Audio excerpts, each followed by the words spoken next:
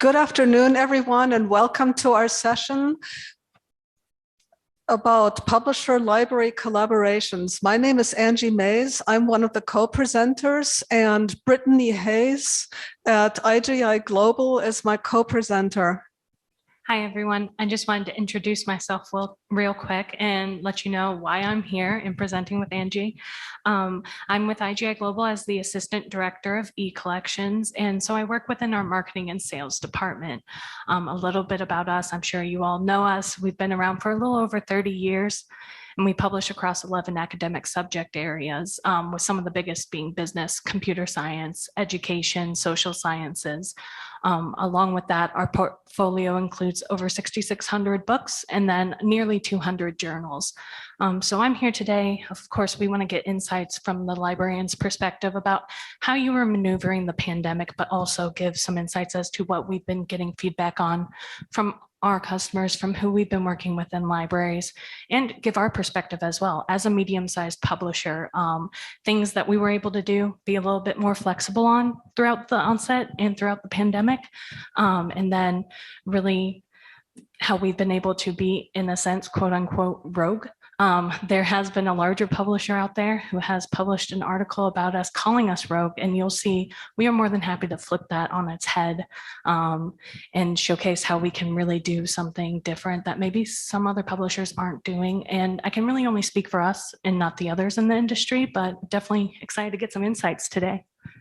Thanks very much. And I'm at the University of Kentucky Libraries as Director of Collections. So the perspective I bring is as a librarian at the intersection of all our library collections from an R1 research institution.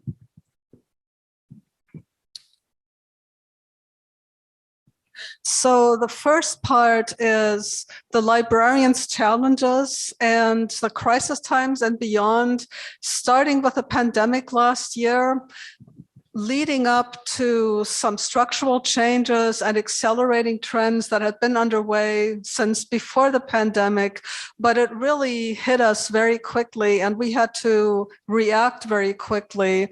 And we all had to react very quickly in supporting the sudden flip to online instruction, supporting areas, some of whom were used to online instruction and others who had absolutely no tradition in online instruction.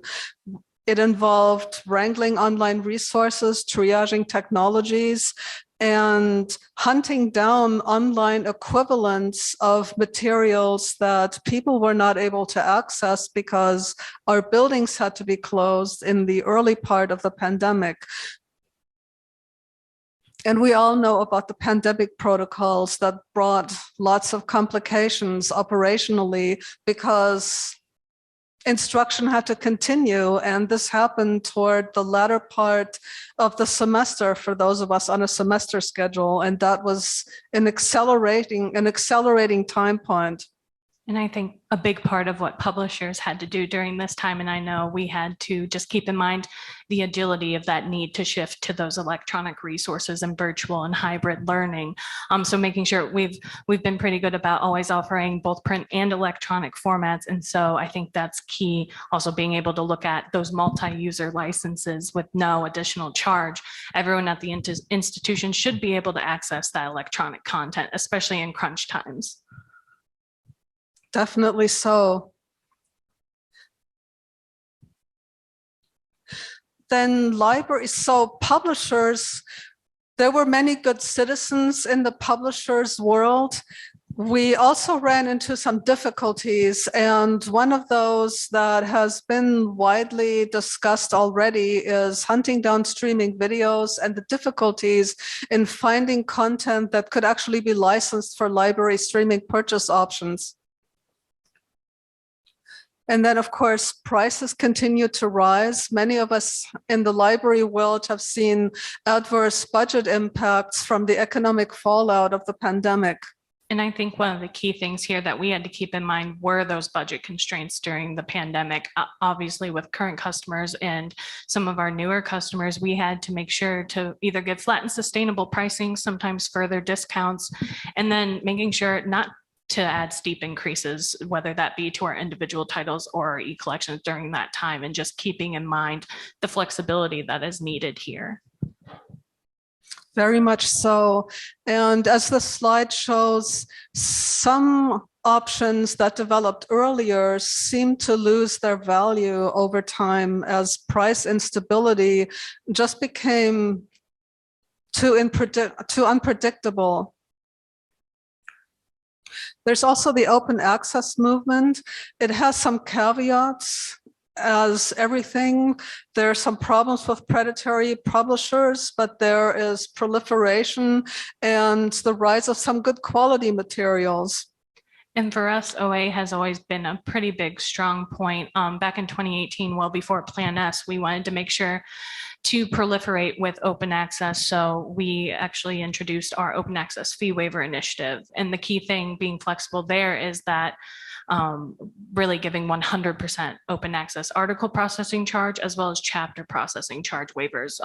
Since the onset and well before the pandemic, we've been seeing open access kind of take over. I know it's been flourishing throughout Europe and moving more into North America. And as libraries and us as publishers try and maneuver this movement, I think the key here is to really look at what is the actual publishing appetite from the institutions, analyzing that.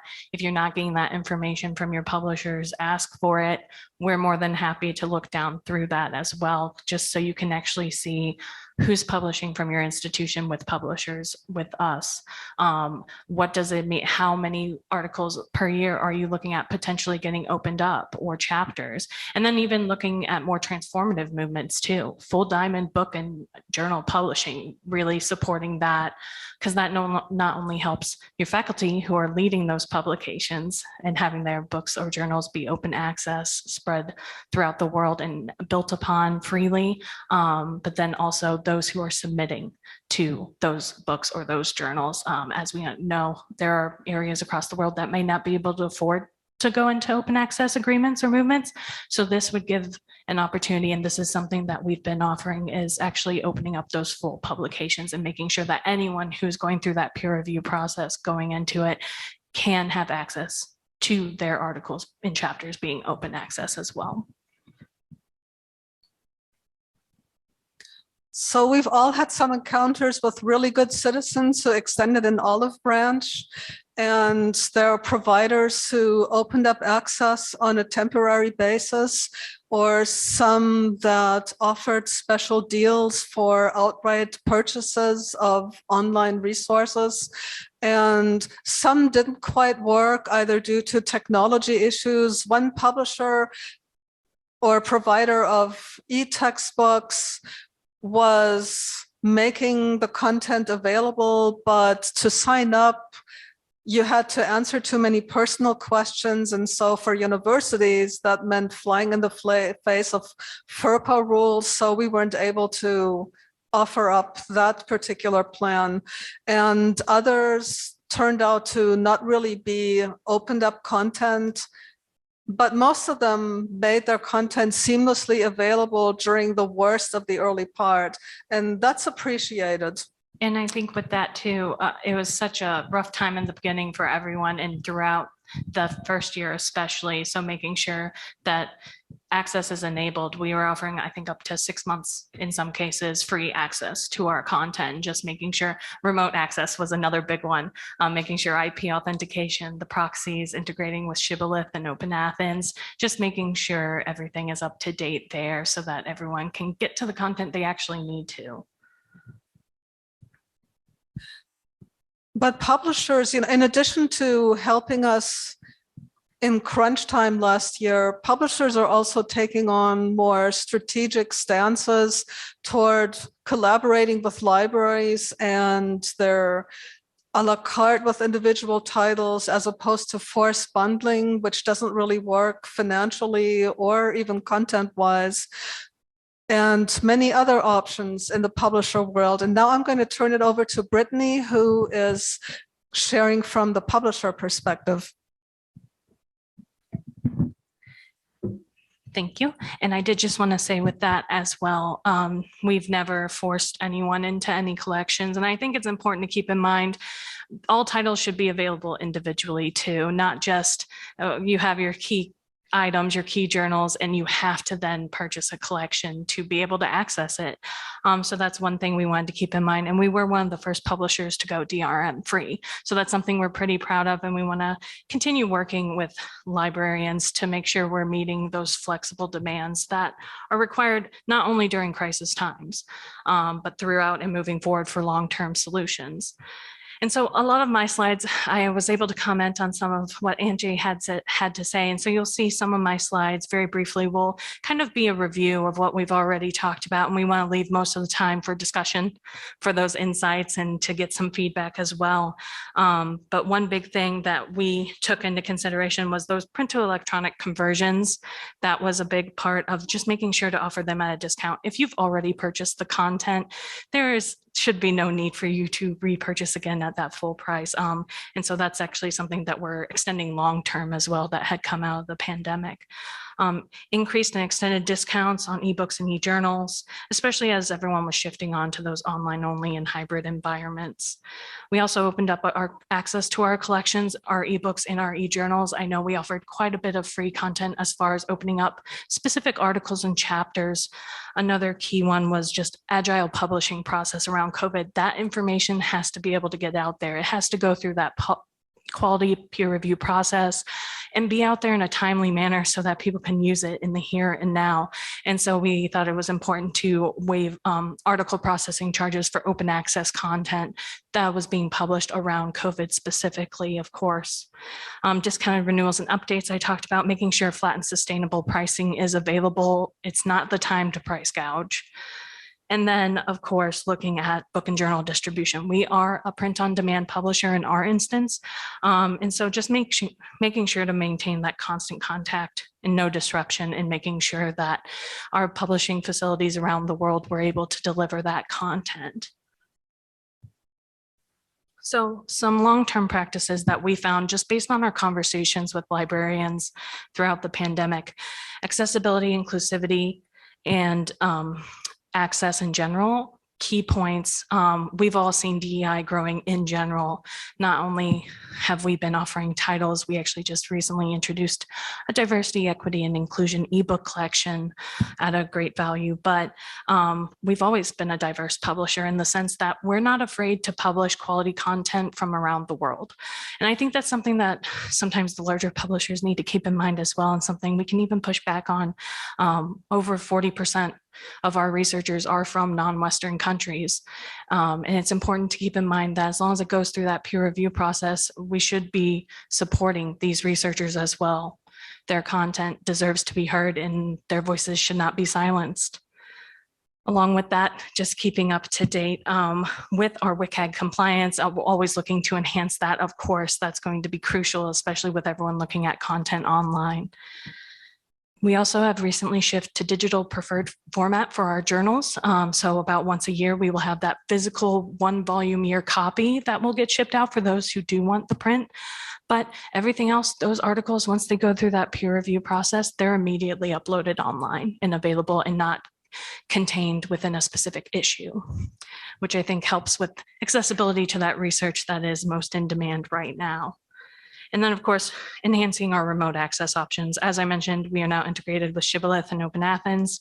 We offer IPs with proxy, referral URLs. I think the important part here is just making sure that being as flexible as possible with what will work for the library's access, because sometimes IPs aren't going to be the best option. Sometimes it's a matter of username and password for everyone to utilize. So just making sure to collaborate with your publisher and understand what they're willing to engage access through. And then other long-term practices that we were finding, just offering those flexible purchasing and acquisitions options. That's anything from perpetual to subscription to evidence-based acquisition. We did see that kind of take over as DDA. I think on one of Angie's slides, she had mentioned DDA kind of fell out of favor, and we definitely agree. We're definitely looking at evidence-based acquisition, giving the power back to the libraries to decide what they want to keep. So the same type of access where you get access to everything, and then at the end, you can make those decisions based on usage or based on where you're seeing those gaps.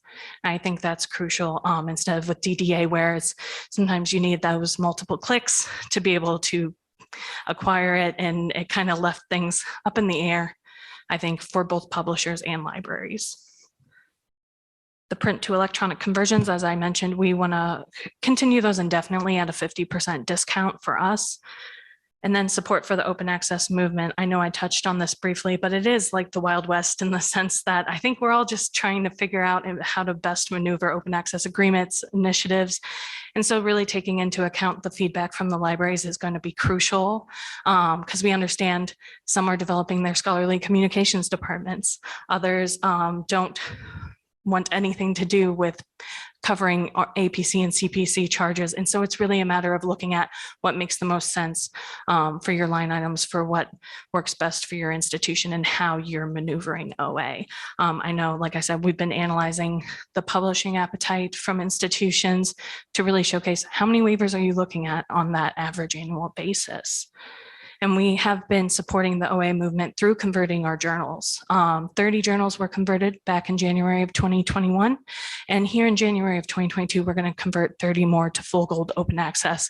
And we're happy to collaborate to make sure you get those free journals integrated into your systems. And then, of course, just meeting with us. As a medium-sized publisher, I know for the smaller publishers and some of the university presses, it's important to make sure we have the time of day, in the sense that I think it makes it a little easier for us to really listen to your needs and collaborate and see what's going to work best for you, fill in your gaps where needed, and hopefully push back against some of the more inflexible things that we're seeing in the industry right now. So to get a better sense of your needs, really, and that's what we're here today about, is to make sure that library publisher collaborations are opened up. And making sure that we're having these conversations. We need to be able to hear what you have going on to be able to adapt. And then hopefully that can lead to greater change overall. Okay, did you want to go on with the poll?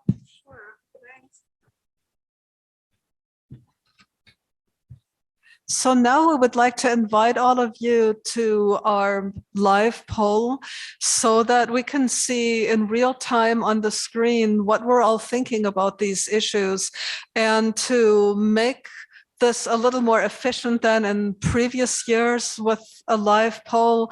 We shared the questions in advance so that you'd have some time to see the questions and think about them instead of being hit with them in the session in real time without really a lot of time to think about them. So if everyone could please go to the menti.com and enter this code. And here are the questions again, and I'll leave them up during our discussion and the poll. The poll, I'd set it up to be self-paced this time so that each of you can follow through the questions at your own pace instead of waiting for me to change the screen. And then we can look at the results together. One housekeeping is, after you answer the last question, there'll be a box that says to see the results, put in your email. You don't have to put in your email to see the results, because on the presentation screen, I will be sharing the results in real time. And if you put in your email to get to that link, it's going to be the same thing as we're showing on screen here. I feel like we should have some Jeopardy music playing as everyone fills it out.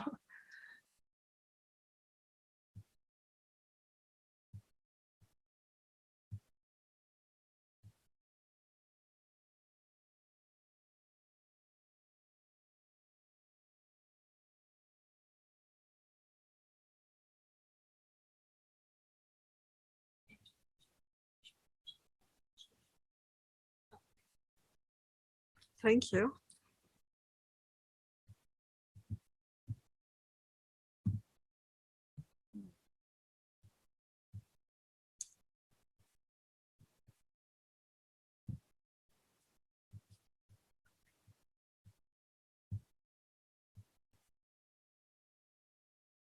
And as a reminder as well, for those that are attending virtually, Kara Calabrese has in the chat mentioned you can go ahead and submit questions there as well, or any commentary that you want to include in this discussion.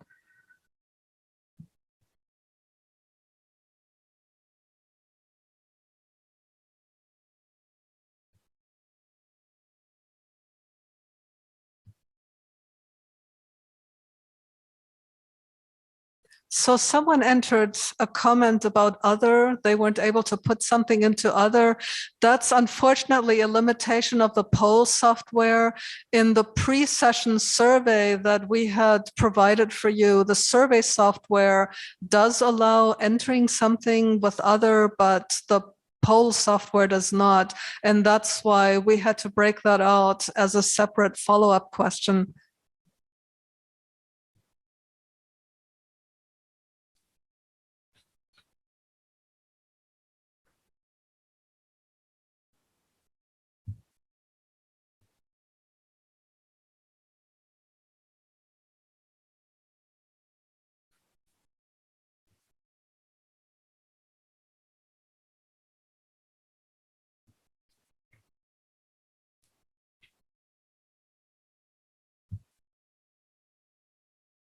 As we wrap up the questions as well on the survey, if anyone has any immediate questions based on what Angie or I had been talking about, please feel free to ask them.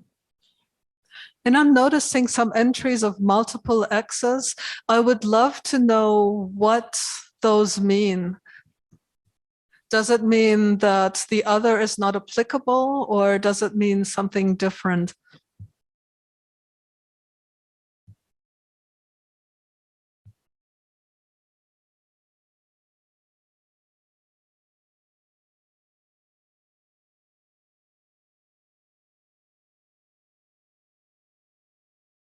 It's interesting to see the priorities changing in real time. And it's interesting to note how open access is kind of holding steady right now at the first and at the top, which kind of reflects well on all the conversations I've been having throughout the past 2 years for sure. That interest in OA, the increasing questions from faculty members about, does my department give me funding for this? Do publishers give us funding for this? Do you as the library give us funding? That's definitely interesting. I'd love to hear more about what everyone's been, kind of the difficulties or obstacles you've been facing with that as well.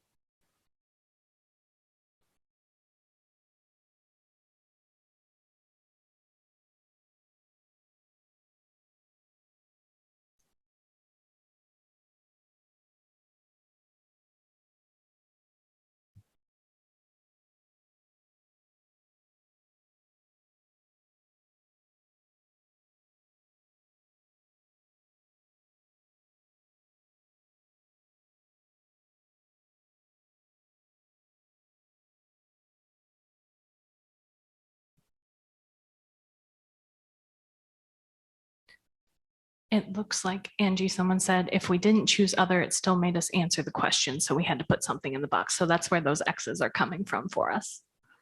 Okay. Yes, unfortunately, Thank you, that was a Allison. limitation of the software. Yeah, but thank you, Allison, for letting us know.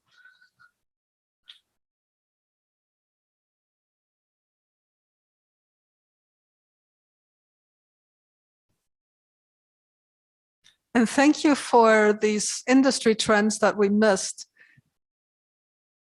Probably give everyone another minute or so to fill out their answers, and then we can go ahead and dive into some further discussion.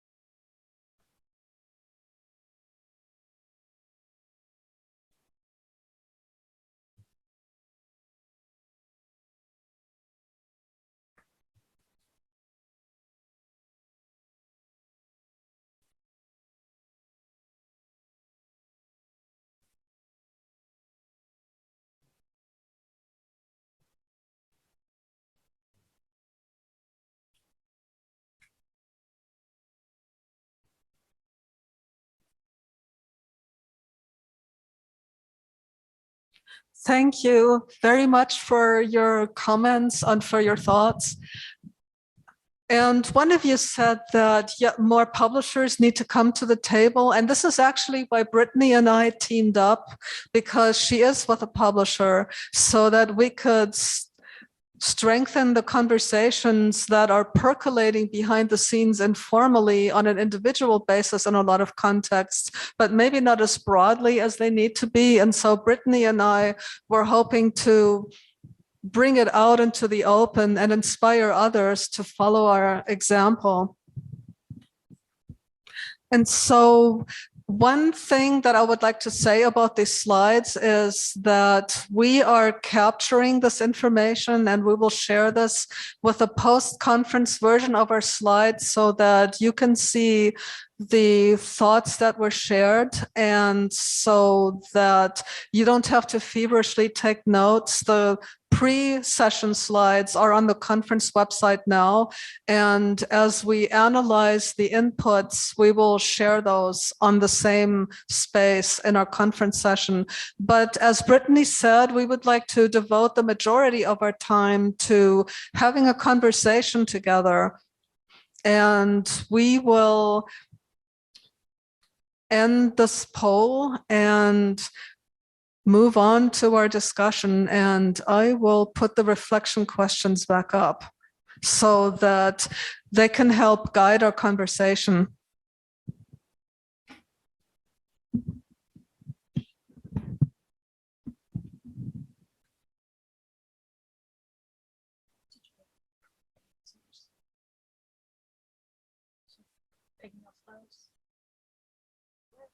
To go back and forth with slides.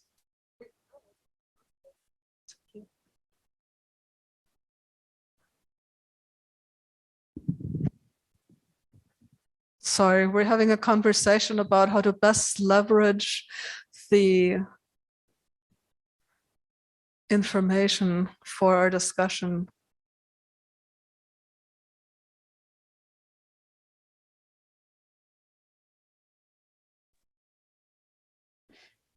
We had some thoughts from Pathable that I'd like to share.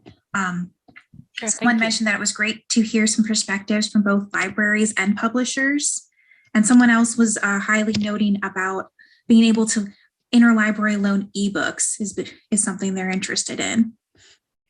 Yeah, definitely. And so I know with our license agreement, for example, it's extremely flexible, and I think it's 2 pages long. So if you ever take a look at it, super simple and easy to look at.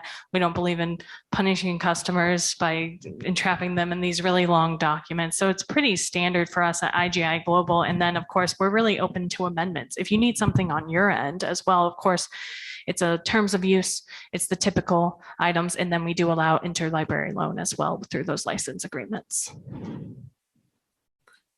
Yes, and I'm sure that many, thanks very much, Brittany. And yes, that's a great example of the flexibility built into licensing agreements, that publishers and providers recognize that libraries are not all the same, but depending on the institutional requirements, have varying circumstances that may lead to the need to adjust some licensing terms. And I'm sure that all of you have also been following the situation with a controlled digital lending lawsuit that was opened against the Internet Archive in response to the emergency access allowing for controlled digital lending because library buildings were closed, but the need to access the materials continued.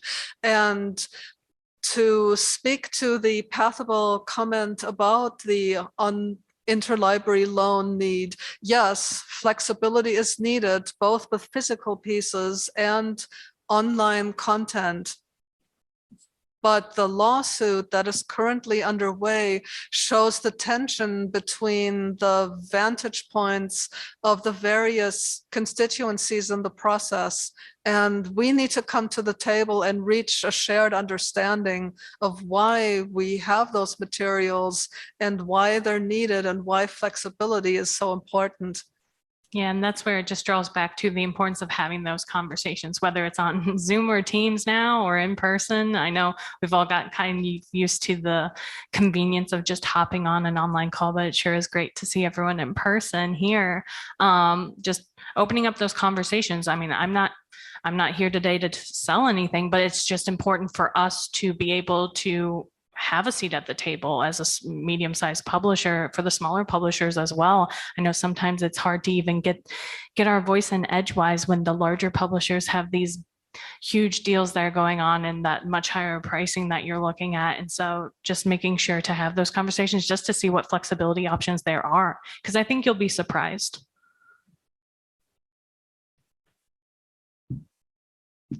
Very much so. Any other questions, comments? Let her rip, y'all. I would love to, if we could we pull up the slide where we had them rank everything, just so that we can kind of pinpoint off that, because I think those were all pretty crucial topics that I would love to get perspectives on. Coming right up.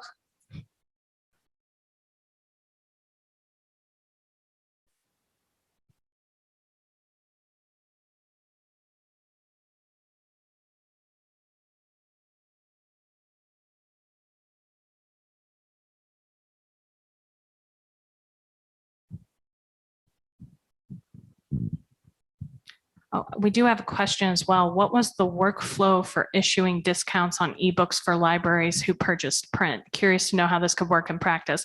Oh, absolutely. So for us, it's pretty simple. It's a matter of if you have the record. So if you purchase through us directly, it was very easy for us to just check and see. We would give that 50% discount then on the electronic. And for us, it's a matter of just quick setup and access for our electronic books. You'll notice with us, it's same day access as when you're ordering. Typically, as long as we have that license agreement in place, we have a click-through agreement for individual books that's very easy to look at. If you did purchase through, let's say, a partner of ours or another platform, as long as we have that proof of purchase where it's super easy, just send us a list of the books you bought. And then we would go ahead and we could tally that up for you at that discount, and we could make them all accessible to your institution at that discount. So really, it's just a matter of providing the listing. And then, of course, as I mentioned, direct, we have that listing for you. Of course, no problem. Thank you, Christina Mazuk, for that question. And then I'm seeing open access is still remaining at the top here. Angie, what kind of obstacles were you facing with open access throughout the pandemic? Angie?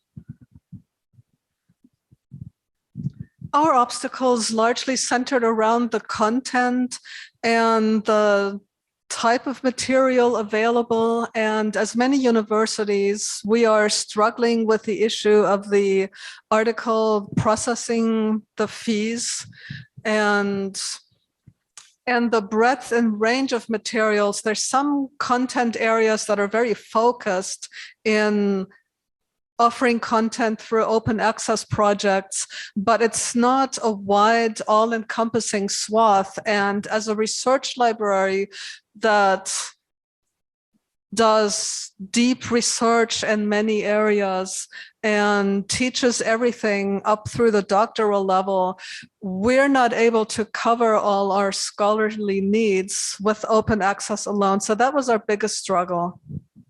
And I think even looking at, so with research institutions obviously benefiting the most from some of these open access fee waiver initiatives, but even looking on the larger level, consortium, I see that's kind of currently ranked at 5th, looking at library system deals or consortia deals, really looking at something that's more transformative and flexible for all members of a consortia or system is important. That's something we've been really diving down into, really analyzing that publishing appetite, looking at that average annual publishing appetite, and then what you're spending with us, giving credits for our e-collections customers within those systems and consortia, and just really having those preliminary conversations has been really key during the pandemic, because we're noticing more and more if a couple schools within a system or a consortia have access to certain things and then others don't, and some of them are larger and they want to benefit from OA. Others are just stepping into the OA realm or looking into it further. Maybe it hasn't been as big of a concern beforehand, but now as the movement continues to gain ground, we're seeing more and more of that.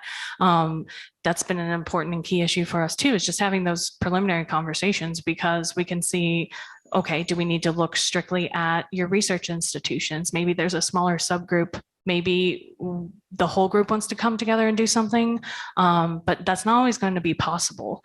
And we get that. Would we love to do something on the larger scale with everyone involved? Absolutely. But I think it's important to keep in mind the needs and getting feedback from consortia leadership and system leadership about what are you actually looking for, right? What's going to work best for your group in particular.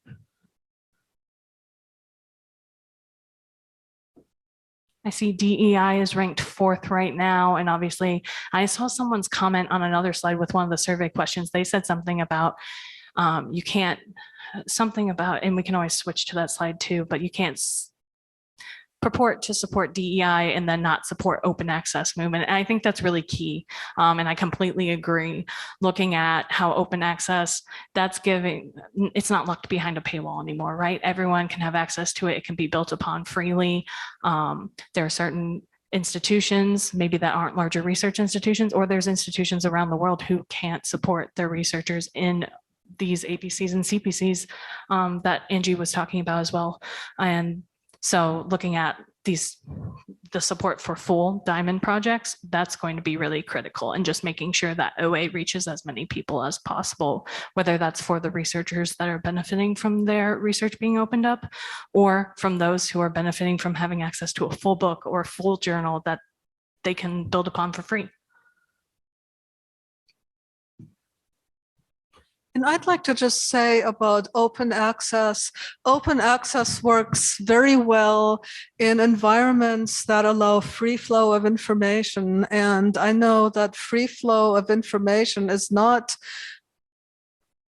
in equal measure around the world. So for those in other countries that look less favorably upon free flow of information, I would just like to speak out in favor of allowing free flow of information so that the citizens in the country can be well informed and help move knowledge forward to help the economies and knowledge in your countries grow, because information and development are intertwined.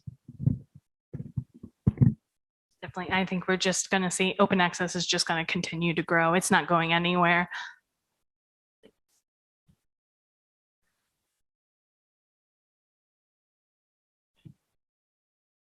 Trying to look at some of these other answers here. Publisher packages and e-collections. Again, I think Angie, you hit the nail on the head earlier when you said you don't want to have to be forced into a collection if there's a particular title that you're looking at. And then when you are looking at collections, it needs to be flexible, whether it's the acquisition option or if you're just looking at front list content, it should be able to be broken up as needed. So definitely that's something we do.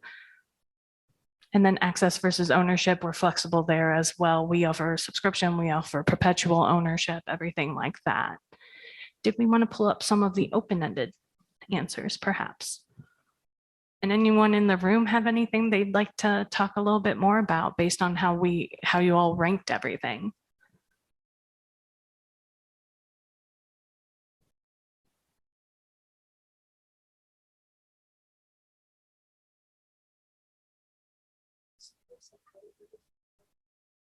Yeah. So let's switching to this is more important, especially for the people looking remotely. So less physical, more electronic. Definitely been hearing a lot of that feedback. I know for Angie, didn't you have to transfer a lot of movies and videos over to electronic? I know that was very time consuming for you. And it's especially difficult for campuses that don't have a digitization infrastructure on campus, because it not only involves the physical medium and the physical operation of digitizing, but the whole copyright and fair use infrastructure to support that enterprise. And there are areas that have that in place and many others do not. And looking at our books too, I know with less physical, more electronic, that comment, I believe we were one of the first publishers to make our electronic books the same price as our print books. And so I think that's going to be key, is that multi-user licensing at no additional charge. Our price is our price. And if your institution buys it, then everyone has access to it. There's no need, certainly if you buy it through another platform, if it's hosted elsewhere, there might be additional charges for multi-users. But with our platform, no.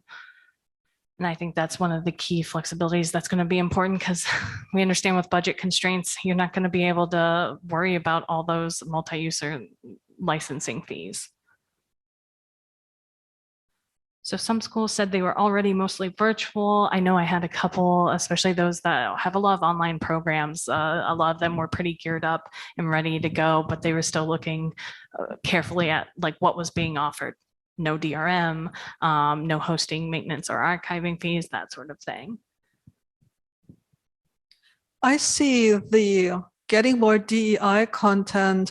So one avenue that could lead to more DEI content is to bring together publishers in countries that are traditionally underrepresented in terms of the published material getting to libraries, and publishers and providers that have platforms to work together so that that content could become more widely available.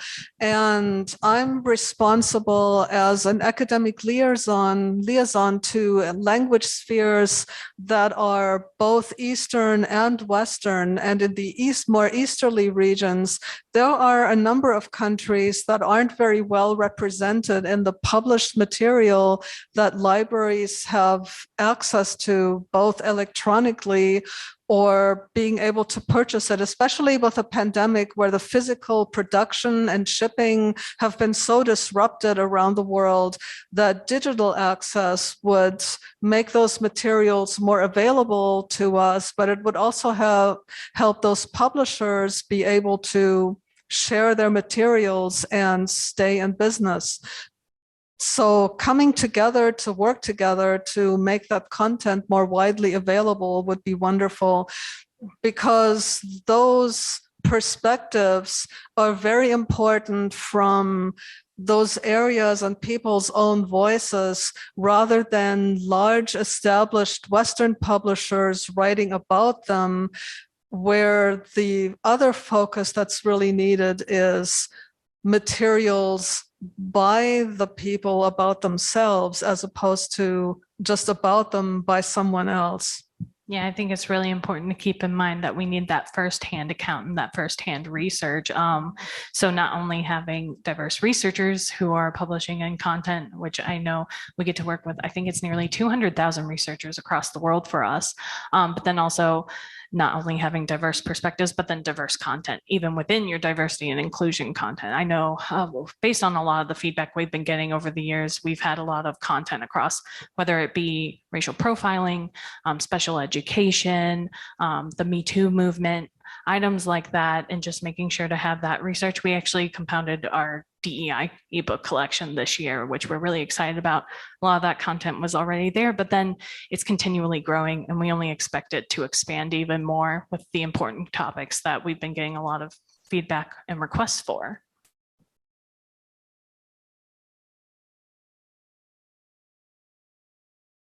So are there any thoughts in the room? Has everyone had their Don't midday be shy. coffee?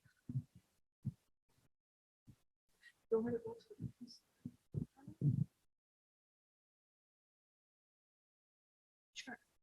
Let's move on to the next one and see what we have going on there. And now we're back to the rankings. Yeah, I know. Stand by, please. Yep. And covered open that. access and remote work are still the top two.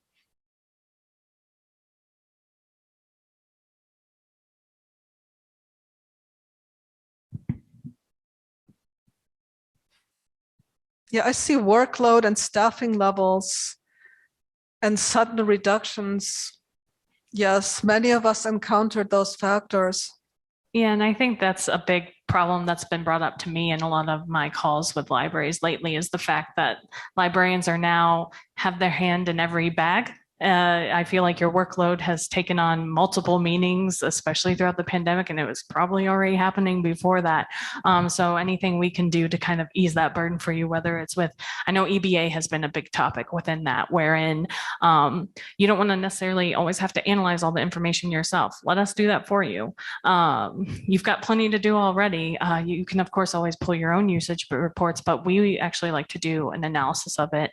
Let's look at your overall cost per click of what you're investing in our resources. And then for EBA specifically, what subjects is it being covered the most? Can we apply this as credits towards a different collection? Or what are you seeing a need for? If I think it's important that publishers are able to provide that kind of analysis for you and kind of take a load off a little.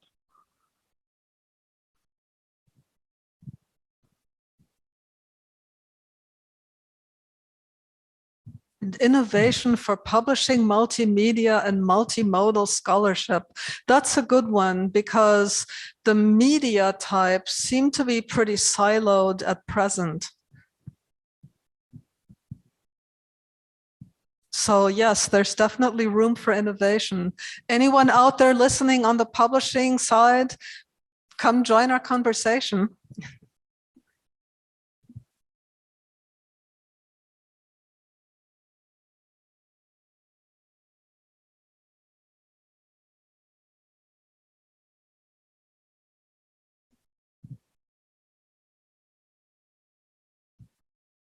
Yes, so I saw several in the industry trends and priorities that our ranking question did not include mental health of our students and employees and the impact on our overall missions.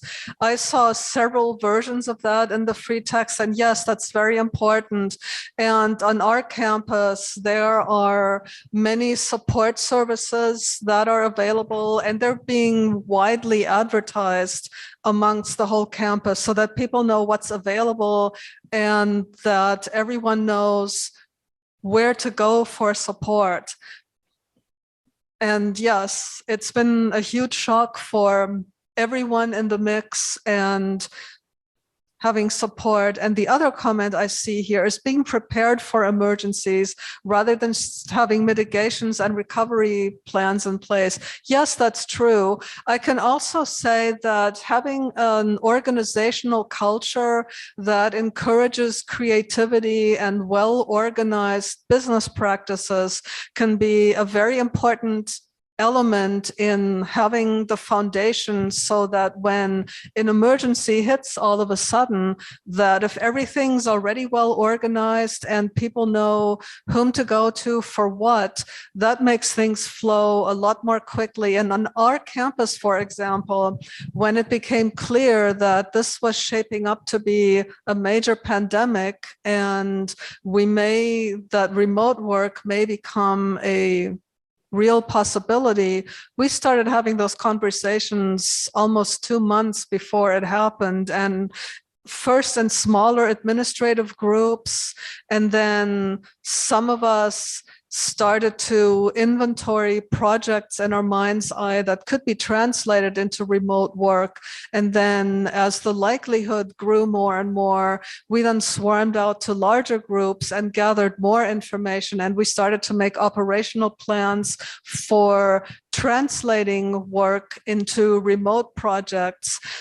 And some obtain special permission to take home certain very specific project materials that required hands-on work through them. So, for example, a unit of mine had a large government depository fiche collection to go through and inventory and compare against our existing inventory. So we worked on special permission to take those materials home so that the members of that group could work on that at home in the open-ended way that they needed to be worked through. And as we got closer and closer to the time that remote work did have become a reality. We had a lot of time to reflect beforehand, and so that when the call to flip to remote work came, we were very well prepared. And one blessing for us was we were allowed to go into the building for specific purposes. For example, if someone was working on something at home and realized they'd forgotten a file, we were allowed to go in for that specific purpose. And we had a system in place to notify each other. So that can go a long way in being prepared for emergencies implicitly. But yes, having emergency plans like a disaster recovery plan can apply to large-scale emergencies such as this. And I see here someone put innovation in publishing formats. I would love further clarification on that. The first thing that pops into my head is the fact like offering print, electronic, and then print and electronic bundled together, I would imagine are the different formats we're talking about. But if anyone has anything else that they were thinking of, I'd love to hear more. Sylvia Miller from Pathable made notes about that, that it was not necessarily their top priority, but definitely something they were looking at, and noted that a shift to prioritizing e-publishing for access purposes would offer opportunities for multimedia publishing. Certainly. And I know we're strictly looking more at ebooks and e-journals, not so much in the multimedia realm, though we do cover topics on that. But definitely prioritization of ebooks and e-journals has always been a big thing for us. And I think it's just being able to have that immediate access set up when you need it. Once you buy it, let's get it moving for you. And then I think I saw before my computer died, I think I saw someone else had a question about the library access consolidation comment that was made and asking for further clarification. And I have the same question as well. I would, if the person who noted that wouldn't mind putting in the chat, or if you're in the room bringing up, what exactly do you mean? Thank you for asking that. Another question from Pathable too, if someone doesn't chime in immediately about library access consolidation. Christina says that they've heard some publishers could not open up their content to multi-user or DRM-free e-rights, even though there was such a desire for it. And they were curious to hear if sales rates might expand in the future. Sorry, I missed that last sentence. No worries. They were curious to hear if sales rights might expand in the future regarding the multi-user DRM-free e-rights. Sure. So I can really only speak for us as a publisher, but I know we have no problem. All of our content electronically is DRM-free. Like I said, I think we were one of the first to do it and proud to do so. We know you might need to copy and paste and take that information and use it. And then just making sure the multi-user licensing on our platform, I mean, it's our choice. We do not want to charge for multi-users. It doesn't seem to make sense as a model for libraries, especially because you could have quite a bit of students who might need to use it for a course at one time, or if a seminar is being taught. So just making sure that we're always offering that multi-user licensing. The price that you pay is for our electronic content is the price. Once it's paid for, it is yours to use as you will, as far as the number of people accessing it. And then we also offer PDF and HTML download formats with our electronic content, which seems to be a pretty useful feature for everyone.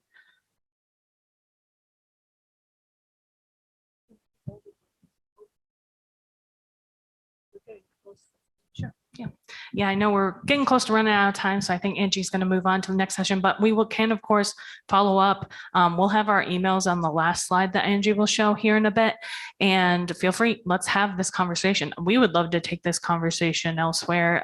If you want to, the 3 or however many individuals from your institution, if you want to have just an open-ended chat about some of these topics, we're very interested in doing so.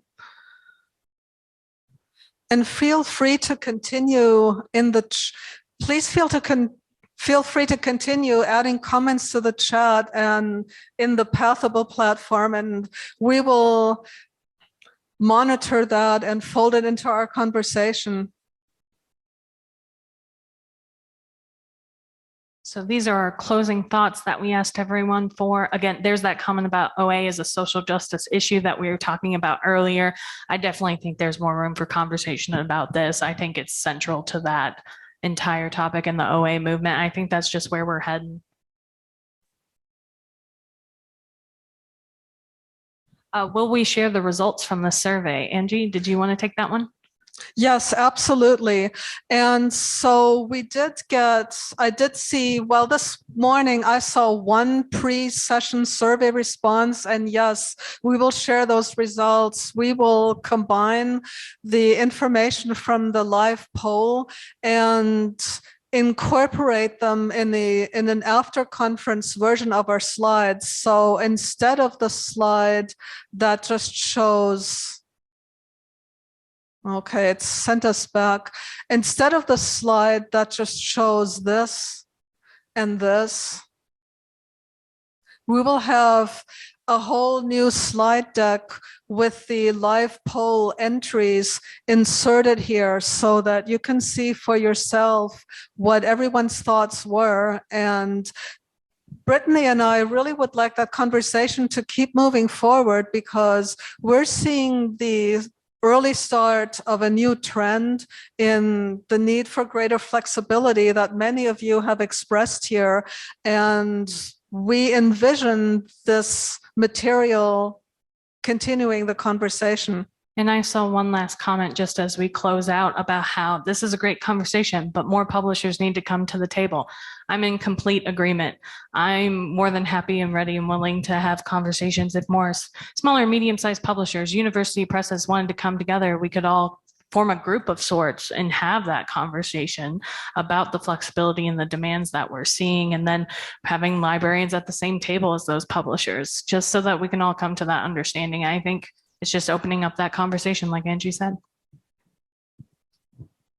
And we will also publish the narrative of these findings so that it'll be out there and it'll be there for all of you to see. We will be happy to shamelessly invite other publishers and others in our industry community to join the conversation. And since it's easy to link to, it'll be easy for people to access and reflect and join the conversation. Absolutely. And thank you all so much for coming. I believe we're out of time. Don't want to hold anyone over, but thank you so much for your answers. And yeah, let's just keep it going. Thanks very much, everyone. And let's continue the conversation and keep it growing. Thank you. And I hope you enjoy the rest of the conference. Thank you for coming. And we hope this was productive for you.